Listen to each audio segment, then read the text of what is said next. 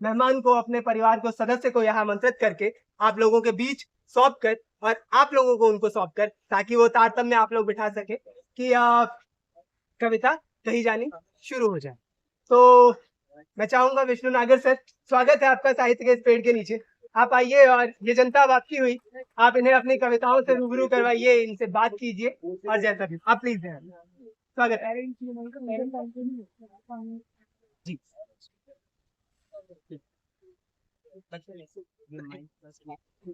मेरे सामने दुविधा ये है कि मेरा एक नया कविता संग्रह आया है, उससे शुरू करूं या पुरानी कविताओं से शुरू करके फिर नई कविताओं पे आऊं।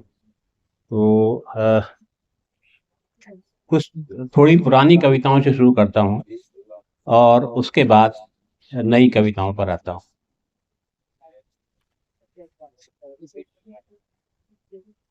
ये एक कविता है, माँ सब कुछ कर सकती है।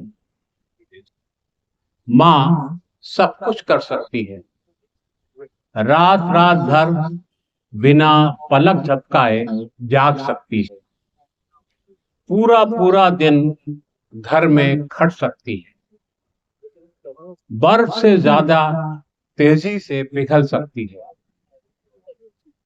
हिरनी से ज्यादा तेज दौड़कर खुद को भी चकित कर सकती है, आग में कूद सकती है, तैरती रह सकती है समुद्रों में, देश प्रदेश शहर गांव झुग्गी झोपड़ी सड़क पर भी रह सकती है।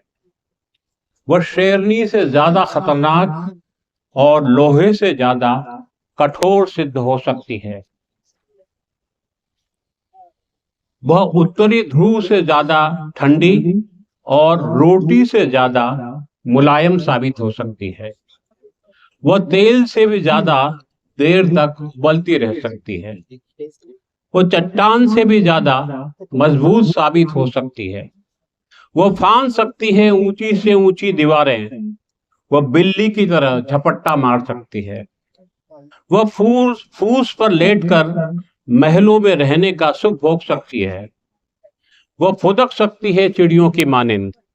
जीवन बचाने के लिए क्या हुआ? जीवन बचाने के लिए वह कुछ भी कर सकती है। किसी के भी पास जाकर वह गिड़गिड़ा सकती है। वह किसी को भी गाली देकर आ सकती है। तलवार की धार पर दौड़ सकती है वह लहूलुहान हुए बिना। वह देर तक जल सकती है राख हुए बगैर। वह बुझ सकती है पानी के बिना। वह सब कुछ कर सकती है, इसका मतलब यह नहीं कि उससे सब कुछ करवा लेना चाहिए। उसे इस्तेमाल करने वालों को गच्चा देना भी खूब आता है और यह काम वह चेहरे से बिना कुछ कहे कर सकती है।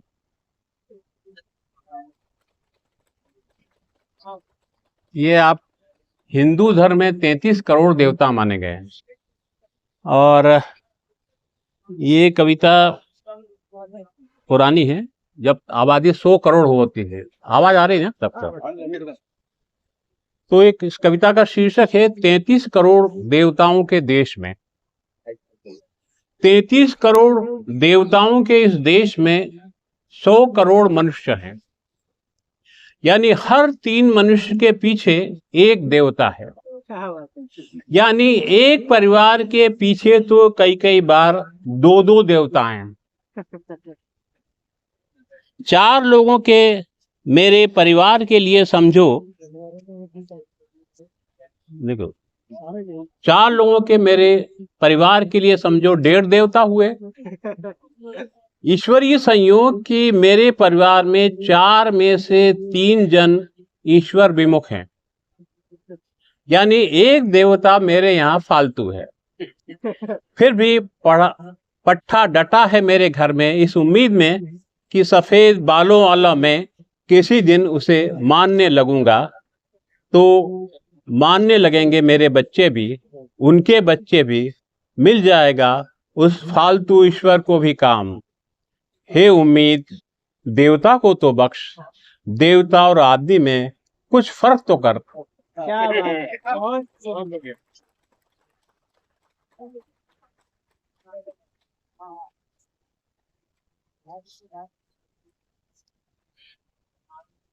ये आप जानते हैं कि चारों तरफ बौने लोगों का संसार जो है फैला हुआ है और वो बढ़ता जा रहा है।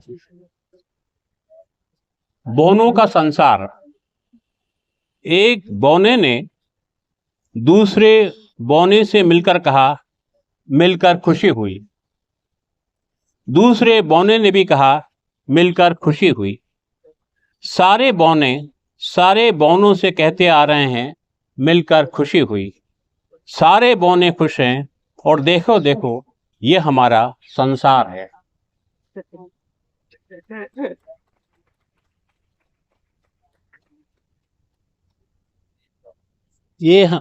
मैं मध्य प्रदेश के मालवा क्षेत्र का हूँ, पता नहीं आप में से कोई वहाँ का है या नहीं है। तो वहाँ कोई बात कहनी होती है तो जवाब देना, संक्षिप्त जवाब देना तो हो कहा जाता है, हाँ के बजाय हो कहा जाता है। तो ये एक पति है जो कि अपनी पत्नी की बात जो है बड़ी उपेक्षा से हो कह के उसको टालता है। उसने कहा, मैं कुछ फूल तोड़ लूं, लगा लूं बालों में। मैंने कहा हो।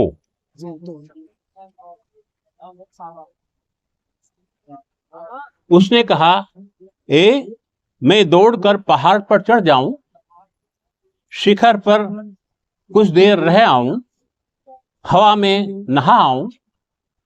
मैंने कहा हो। उसने कहा, मैं तुमको तुतला कर दिखाऊं, तुतला तुतला कर पूरा गीत सुनाऊं। मैंने कहा हो।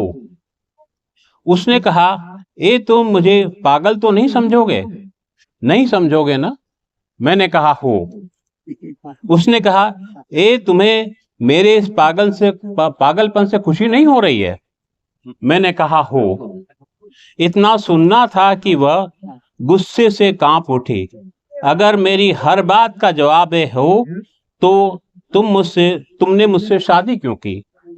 और शादी की तो मुझे पहाड़ पर चढ़ने क्यों दिया?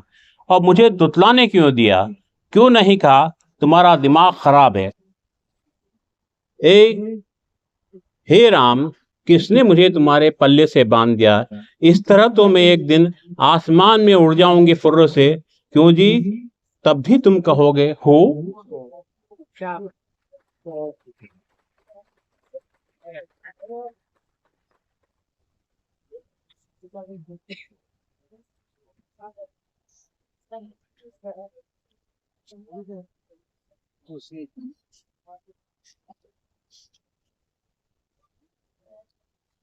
एक पॉलिटिकल कविता सुनाता हूँ पूरी तरह। और ये जब वो जूनियर बुश राष्ट्रपति होते थे अमेरिका के और वो भारत आए थे, उस समय लिखी थी मैंने। ये ग्लोबलाइज्ड हत्यारे। ग्लोबलाइजेशन के इस जमाने में हत्यारे का नाम कुछ भी हो सकता है। जॉर्ज मोदी भी और नरेंद्र बुश भी। वह गोरा भी हो सकता है, सांवला भी और काला भी। वह अंग्रेजी तो बोल ही सकता है, मगर यह भी संभव है कि उसे अंग्रेजी की एक आध लाइन बोलना ही आता हो। उसका पता वाशिंगटन, लंदन, दिल्ली या गांधीनगर कुछ भी हो सकता है। वह तेल के लिए लोगों को मार सकता है और चुनाव जीतने के लिए भी। उसके पास असीमित अधिकार हो सकते हैं, उसके लाखों झंडा बरदार हो सकते हैं, लेकिन हत्यारा जिस छोटी सी बात से अक्सर परेशान रहता है वह यह है कि जो उसके सामने रोज सिर झुकाते हैं और जिन्हें वह सबसे ज्यादा फायदे पहुंचाते हैं और जिनसे वह रोज पूछता है केम छो, वे भी जानते हैं कि दरअसल यह है कौन, और वे भी उस पर भरोसा नहीं करते। जबकि हत्यारा उनके साथ इतना अधिक अनौपचारिक होने की कोशिश करता है कि जैसे वह भी तो है उन जैसा ही एक साधारण आदमी। परेशान, थका, औलादों के कारनामों से त्रस्त, मगर फिर भी पुरमजाक और चुस्त दुरुस्त। और जो उसका सार्वजनिक चेहरा है वह तो सिर्फ दूसरों को डराने के लिए है। असली चेहरा तो वह है जो उन्हें दिखाई दे रहा है इस वक्त, फिर डर कैसा।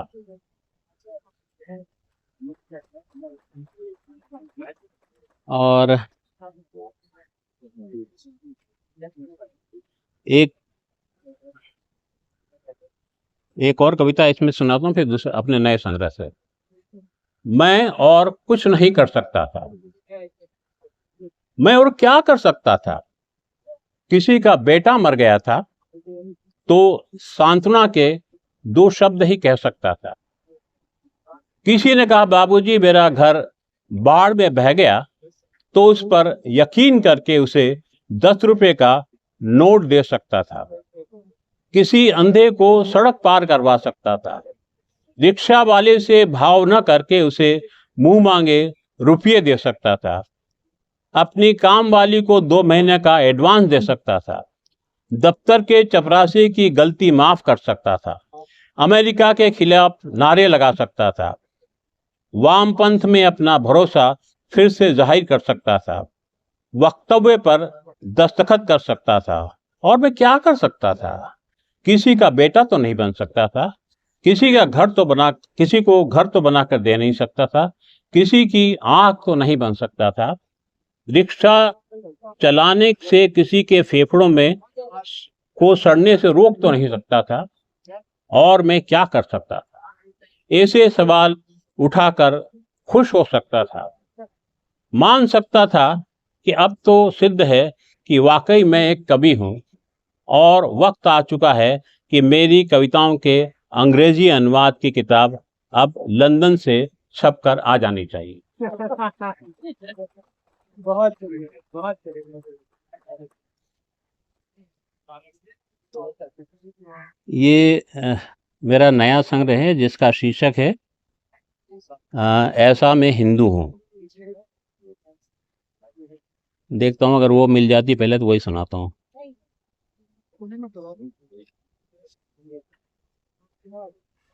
हाँ,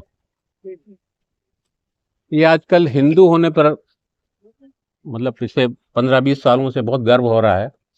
तो उस गर्वीले हिंदू के मैं भी जो है अपने को हिंदू मानते हुए, जो कि मैं हूं नहीं मतलब कि अब जन्मना तो हूं, तो कितना मैं हिंदू हूं।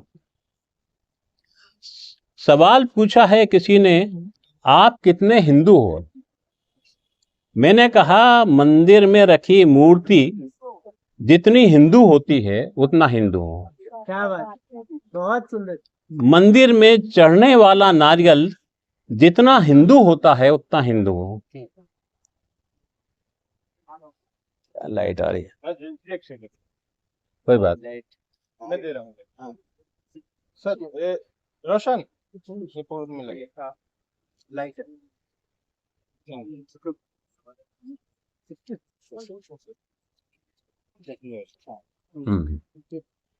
फिर से पढ़ता हूं, कितना मैं हिंदू हूं। सवाल पूछा है किसी ने, आप कितने हिंदू हो? मैंने कहा मंदिर में रखी मूर्ति जितनी हिंदू होती है उतना हिंदू हूं। मंदिर में चढ़ने वाला नारियल जितना हिंदू होता है उतना हिंदू हूं। भोग में चढ़ने वाली खीर, बर्फी, पेड़ा, बल्कि चने और गुड़ जितना भी हिंदू हूं। और हाँ, गाय जितना हिंदू तो हूं ही, पीपल और वटवृक्ष जितना हिंदू भी हूं। और भी बताऊं, लक्ष्मी के वाहन जितना हिंदू हूं। और 4 खाने के कपड़े से बनी कमीज जितना भी। मैं सवाल पूछने वाला ऐसा हिंदू हूं जो मुसलमान भी है। मैं उतना हिंदू हूं जितना हर मुसलमान हिंदू होता है। मैं चींटी जितना हिंदू तो हूं ही, मच्छर जितना हिंदू भी हूं। मैं ऐसा हिंदू हूं जो किसी की जात धर्म चुपके से जानने की कोशिश नहीं करता। मैं इतना ज्यादा हिंदू हूं कि भूल ही जाता हूं कि मैं क्या हूं। भैंस पानी में जाकर जितनी हिंदू हो जाती है उतना हिंदू हूं, बाकी जो हूं सो तो हूं ही।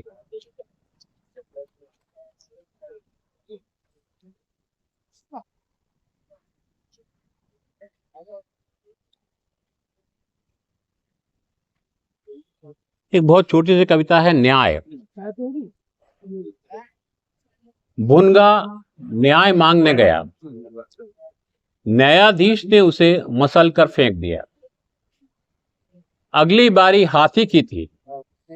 न्यायाधीश ने कहा, आपने कष्ट क्यों किया महाराज? न्याय तो खुद आपके घर के लिए निकल चुका है।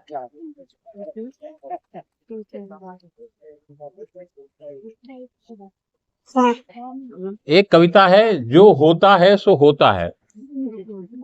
जैसे जीएम होता है, जैसे डीएम होता है, जैसे सीएम होता है, वैसे पीएम भी पीएम होता है।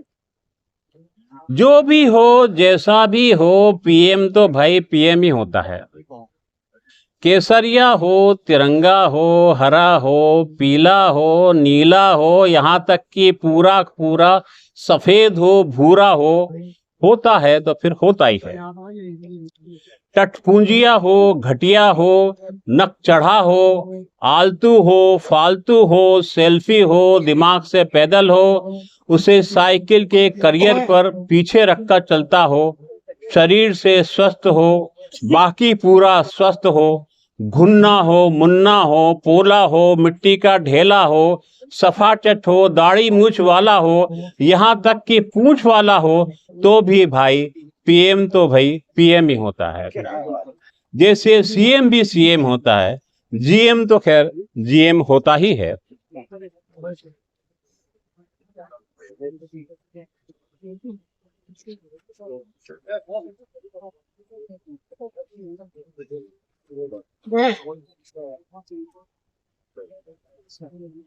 और जहां तक डीएम का सवाल है, वह भी होता है तो होता है, सिर से पैर तक डीएम होता है। पर तेरा कोई क्या लेता है रे? तू कुनमुन काहे करता है? अरे बेवकूफ, ये तो समझ, तू भी इसी भारत माता का बेटा है, तुझको भी तो यहाँ जीना, यहाँ मरना है। ये आप देखो साहब, लोग काफी मीटिंग करते हैं और उसी से देश का कल्याण हो रहा है। तो ये मीटिंग के बारे में कृपया आप बात करना हो तो पीछे चले जाएं प्लीज। अगर आपको सुनना नहीं तो पीछे जाएं, कोई दिक्कत नहीं है। ये मीटिंग कविता है। मैं 7 दिन पहले आया था ना सर, तब आप मीटिंग में थे। 5 दिन पहले भी आप मीटिंग में थे, आता ही रहा उसके बाद भी। आज तो खैर 4 बार आया। आप मीटिंग से फारिग नहीं हुए तो नहीं ही हुए। मीटिंग तो बहुत ही जरूरी है सर। आप तो ऐसा किया करो, दिन रात सुबह शाम उठते बैठते खाते पीते हकते पाते मीटिंग ही मीटिंग किया करो सर। बीबी से बिस्तर में भी मीटिंग किया करो सर।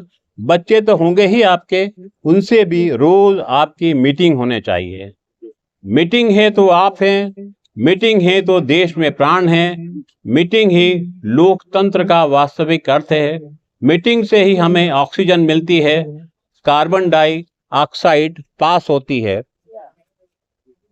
मीटिंग पर ही पृथ्वी का गुरुत्वाकर्षण टिका हुआ है। मीटिंग ही मानवता का निचोड़ है। मीटिंग होती रही है, इसलिए आज तक यह देश महान है। अच्छा, आज से मैं भी मीटिंग शुरू करता हूं। कविता है रॉन्ग नंबर। मैं मोदी बोल रहा हूं, रॉन्ग नंबर। मैं प्रधानमंत्री बोल रहा हूं, रॉन्ग नंबर। मैं प्रधानमंत्री नरेंद्र मोदी बोल रहा हूं, रॉन्ग नंबर। प्रधानमंत्री बोले या राष्ट्रपति बोले, जब कहा रॉन्ग नंबर तो रॉन्ग नंबर। क्या बात है, क्या बात है। ये एक और कविता है। आपका नाम नरेंद्र मोदी, पिता का नाम नरेंद्र मोदी, माता का नाम नरेंद्र मोदी, आपका काम नरेंद्र मोदी, आपका पता नरेंद्र मोदी, आपका पद नरेंद्र मोदी, आपकी विशेषज्ञता नरेंद्र मोदी, आपकी राष्ट्रीयता कहाँ न कितनी बार कहें नरेंद्र मोदी नरेंद्र मोदी, आप भविष्य में क्या बनना चाहेंगे? सिर्फ और सिर्फ नरेंद्र मोदी। क्या बात है, बहुत सुंदर। इसी क्रम में एक और कविता सुना दूं या नहीं सुनाऊं? जी जी ज्यादा हो जाएगी। ये कविता है बब्बर शेर। ये तो हर कोई जानता है कि अपने मोदी जी शेर हैं। ऐसे वैसे नहीं, बब्बर शेर हैं। जिसका 56 इंच का सीना है वो वाले शेर हैं। लोगों को पहले मालूम नहीं था, मगर मोदी जी को डे 1 से मालूम था कि वे शेर ही नहीं बब्बर शेर हैं। हालांकि पहले वह दहाड़ते नहीं थे तो लोग समझते थे होगा कोई। लोग अब उनके दहाड़ते ही समझ जाते हैं कि ये तो भाई वो ही मोदी बब्बर शेर है। वैसे मोदी जी एलानिया सबको बता भी देते हैं कि वे बब्बर शेर है, ताकि किसी को किसी किस्म का शक हो तो वह दूर हो जाए। मगर क्या करें इन बच्चों का, ये तो शेर से भी नहीं डरते। एक ने उनसे मुस्कुराते हुए पूछा, अंकल जी आप शेर हैं तो आपकी पूंछ कहाँ है? दूसरे ने पूछा, अंकल जी क्या आप शेर दाढ़ी रखने लगे हैं? डिजाइनर कुर्ता पायजामा पहनने लगे हैं? तीसरे ने पूछा, अंकल जी आप शेर हैं तो भाषण कैसे दे लेते? क्या बात है। और लोग यह मांग क्यों नहीं करते कि इन्हें पिंजरे में बंद किया जाए? चौथे ने पूछा, क्या आपका घर दिल्ली के चिड़ियाघर में है? पांचवे ने पूछा, आप शेर हैं या हिंदू हैं? क्या शेर भी आजकल हिंदू और मुसलमान होने लगे हैं? क्या बात है। छठा कुछ पूछने ही वाला था कि मोदी जी जोर से दहाड़े। इस पर भी जब किसी की चड्डी गीली नहीं हुई, उल्टे बच्चे हंसने लगे, तालियां बजाने लगे, वंस मोर कहने लगे, तो पैर पटकते हुए मोदी जी हवाई जहाज में चढ़ गए। बच्चों ने बाय बाय किया तो मोदी जी ने उनकी तरफ देखा तक नहीं, जैसा कि बब्बर शेर किया करते हैं। क्या बात है, क्या बात है। अब एक अलग तरह की कविता, जैसे मैंने बताया कि मैं मध्य प्रदेश के मालवा क्षेत्र का मूल निवासी हूँ, तो हम लोग वहाँ मैं कहने में हमें बड़ी दिक्कत होती है। मैं भी जो है मैं को मैं कहता हूँ कई बार, जब मुझे पूरी तरह जो है सजग नहीं होता तो मैं को मैं कहता हूँ। तो हम लोगों की समस्या ये है कि हम लोग दो मात्राएं लगा नहीं पाते हैं। तो ये कविता है मालवी। मैं को कहता हूं मैं। क्यों भाई, क्यों कहता हूं मैं? क्योंकि मैं हूं पक्का मालवी। अजी मालवी नहीं मालवी, रहने दो को मैं कहता हूं रहने दे। क्यों भाई, क्यों कहता हूं? क्योंकि आखिर मैं हूं तो मालवी। मैं ऐसे ही बोलता हूं, मेरे को ऐसे बोलना आता है कि तो ही छुपाई लूं पर मालूम पड़ जाए कि मैं मालवी हूं। मैं दिल्ली का भद्र नागरिक, मालवा का छोकरा हूं। मैं यहाँ का पेड़ वहाँ का बीज हूं। मैं यहाँ का छोला भटूरा, वहाँ का दाल बाफला दाल बाटी हूं। सेव हूं, रेलमा हूं, कांदा बेसन हूं। मैं वहाँ की काली मिट्टी हूं, वहाँ का पानी हूं। अपन तो सुधर नहीं सकते। क्यों नहीं सुधर सकते? जरा बताओ तो मुन्ने, नहीं तुम बताओ मुन्नी, क्यों? अपन तो है ना, क्या है? मालवी।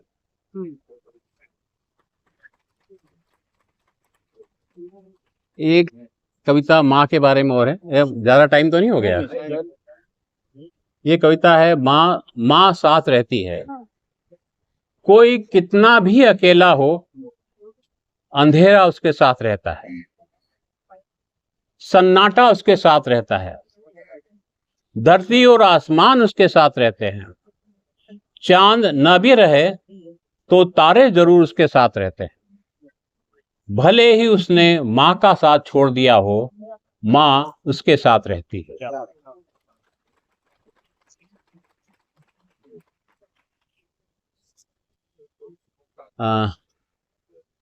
ये कविता है आटा और नमक।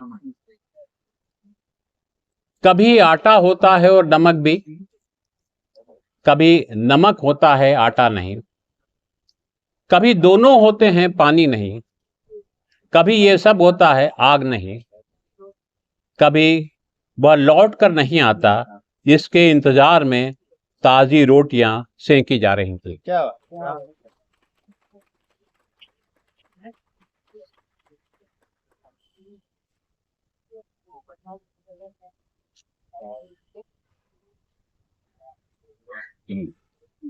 ये कविता है एडजस्टमेंट। जिंदगी एडजस्टमेंट से चलती है, उसी से नौकरी मिलती है, पदोन्नति होती है, मालिक या अफसर का विश्वास हासिल होता है, दुकान चलती है। एडजस्टमेंट करने वालों की जिंदगी में तूफान नहीं आते, बाढ़ नहीं आती, आ भी जाए तो नुकसान दूसरों का होता है।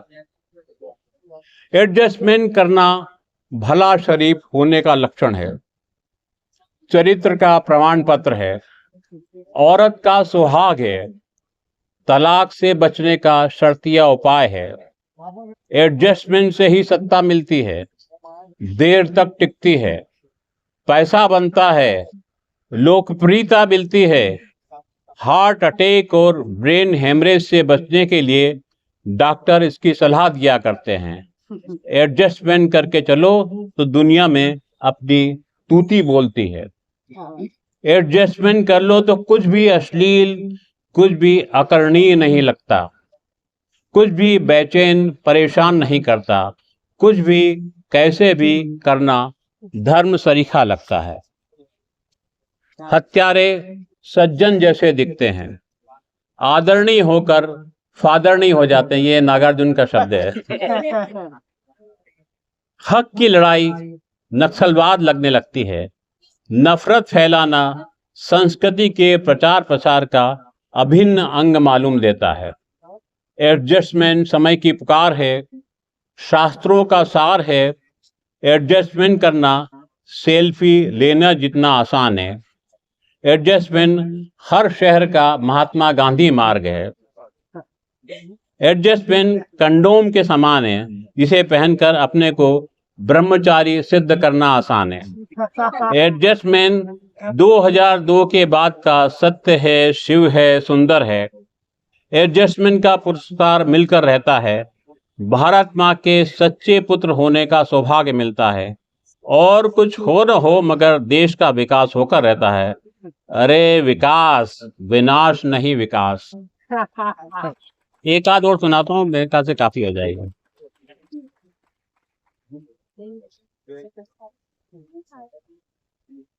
ये कविता है शब्द और अर्थ। पहले हत्या के लिए एक शब्द था, हत्या। उसका एक ही अर्थ था, हत्या। एक ही व्यंजना थी, हत्या। जब हत्यारे बड़े पदों पर पहुंच गए तो ये शब्द कोशों से बहिर्गमन कर गया। अब ख्याल भी नहीं आता है कि जो आंखों के सामने हो रहा है वह हत्या है, और जो सामने खड़ा है वह हत्यारा है, और वो जो दलील दे रहा है वह एक हत्यारे की दलील है, और जिस दलील पर अदालत ने मोहर लगाई है वह हत्यारे की दलील है। और ये 4 लाइन की छोटी कविता के साथ समाप्त करता हूँ। मालिक का कुत्ता। आदमी अगर मालिक का कुत्ता बन जाए तो कुत्ते की क्या मजाल कि आदमी से आगे निकल जाएगा। क्या बात। आदमी अगर मालिक का कुत्ता बन जाए तो कुत्ते की क्या मजाल कि आदमी से आगे निकल जाए। शिकारी कुत्ते के मुंह में भी झाग आ जाए। आदमी को सामने खड़ा देख कुत्ते का पेशाब छूट जाए। वो कविता है जो आप तक पहुंची, वो दृश्य जो आपके जहन में हो गए, वही यहाँ की प्रेम होती है, वही यहाँ की उपज होती है जो हर रविवार को होती है। तो सीधी सादी कविता अभी तो आज तो रुकी, अगले रविवार हम फिर किसी और नए रचनाकार के साथ होंगे यूं ही, और आप लोग यूं ही आमंत्रित रहेंगे। उस दिन भी आप आइए इस पेड़ के नीचे, साहित्य के इस पेड़ के नीचे। कविता यूं ही हर रविवार को शाम 6 बजे कही जाती है। हाँ, मौसम बदलेगा, अगर यूं ही अंधेरा होने लगा तो हम शायद 5 बजे मिले, वो आपको जानकारी मिल जाएगी। पर इसके अलावा कविता कही जाएगी यहाँ से यूं। तो बेहद शुक्रिया सर, इतने सुंदर दृश्यों और इतनी सुंदर कविताओं से हमें नवाजने के लिए बहुत शुक्रिया।